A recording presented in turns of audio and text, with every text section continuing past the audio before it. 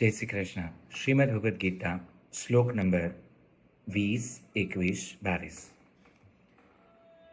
અથ વ્યવસ્થિતાન દૃષ્ટવા ધ્રાતરાષ્ટ્રાન કપિધ્વજઃ પ્રવૃત્તે શસ્ત્ર સંપાતે ધનુઃ ઉદ્યમ પાંડવઃ ઋષિકેશમ તદા વાક્યમ ઇદમ આહ મહીપતે સૈનયો ઉભયો મધ્યે રથમ સ્થાપય મે અચ્યુત.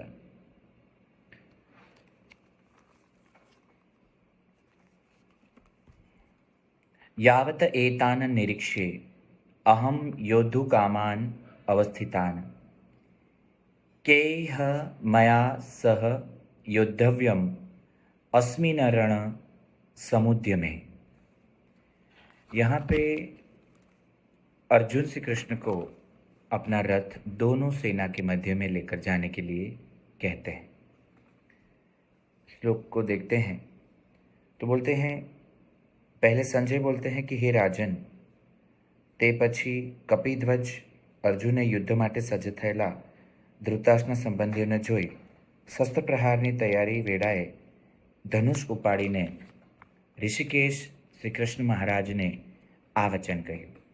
હવે અર્જુન બોલે છે કે હે અચ્યુત, મારા રથને બંને સેનાઓની વચ્ચે ત્યાં સુધી ઊભો રાખો જ્યાં સુધી રણભૂમિમાં ભેગા થયેલા યુદ્ધની અભિલાષા રાખનારા આ વિપક્ષી યોદ્ધાઓને હું સારી પેઠે જોઈ ન લઉં. આ યુદ્ધમાં મારે કોની સાથે લડવાનું છે એ હું જોઈ લઉં ત્યાં સુધી તેને ઊભો રાખો. અહીંયા અર્જુનનું મન હવે એકદમ ક્લિયર છે કે આ યુદ્ધ મારે લડવાનું જ છે અને દેટ્સ વાય એ રથને બરાબર સેન્ટરમાં રાખી અને ચેક કરવા માંગે છે કે આ યુદ્ધમાં મારી સાથે કોણ કોણ લડવા માંગે છે. સો આપણે પણ એ શીખવા જેવું છે ઓબ્ઝર્વેશન. આજે હું અહીંયાથી ઓબ્ઝર્વેશન શીખું છું.